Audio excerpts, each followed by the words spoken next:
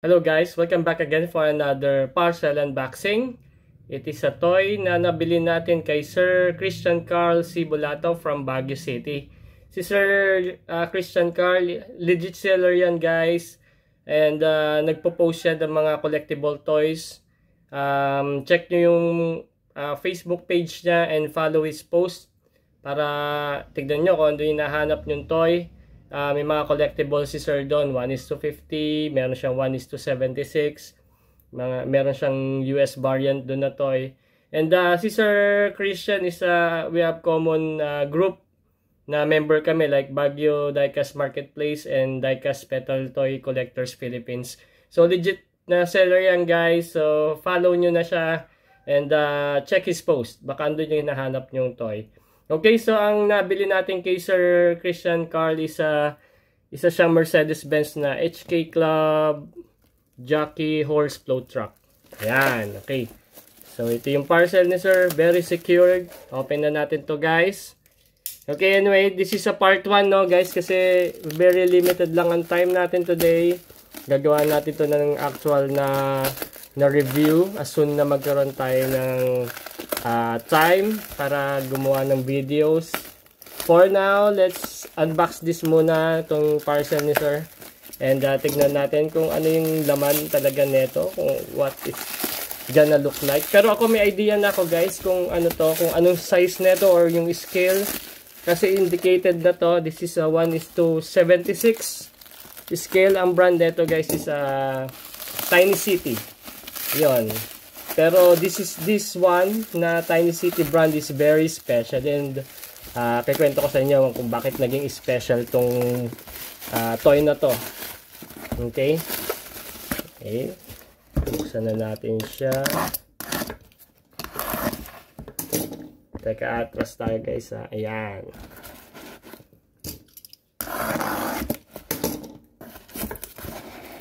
Okay, so si Sir Carl, madaling kausap yan guys. Napakabait na seller. And wala akong mako-complain sa kanya. And very friendly yan guys. This is my first purchase sa kanya. And I vouch for him na legit seller si Sir. Thank you very much Sir Christian Carl para sa toy na to.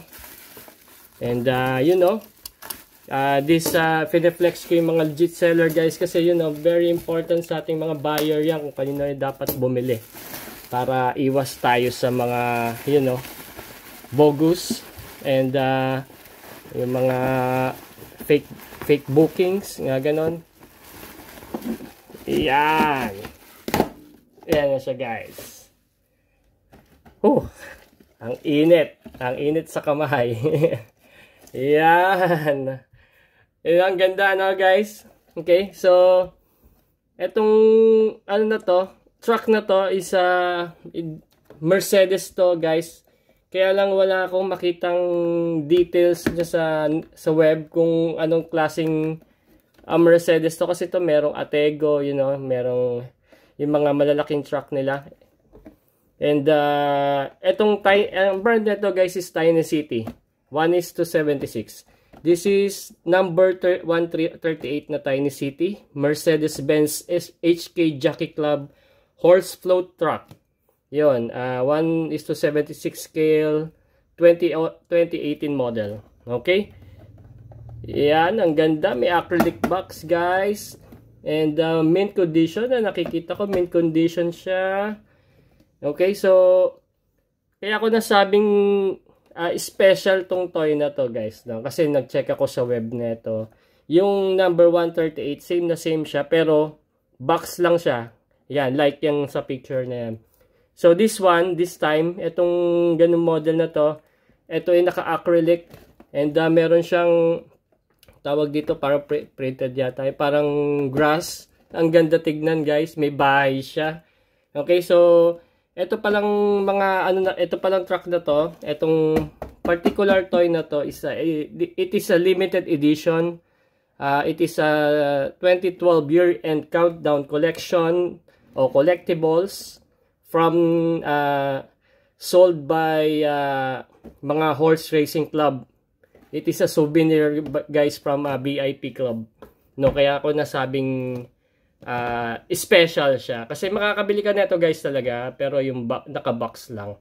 That's the regular one. And kung check nyo siya sa Shopee and Lazada platform, wala ko nakita. Meron ako nakita nito particular is a carousel from Malaysia. Na same model. Same na ganyan. Pero it ain't cheap, guys. Kahit hindi siya mura. Totoo, hindi siya mura. Kahit yung mga Tiny City brand na 1:76, 1:64, meron silang 1:150 na scale. Tignan nyo siya sa Shopee and Lazada. Meron doon mga variety of kind of trucks nila. It ain't cheap, guys.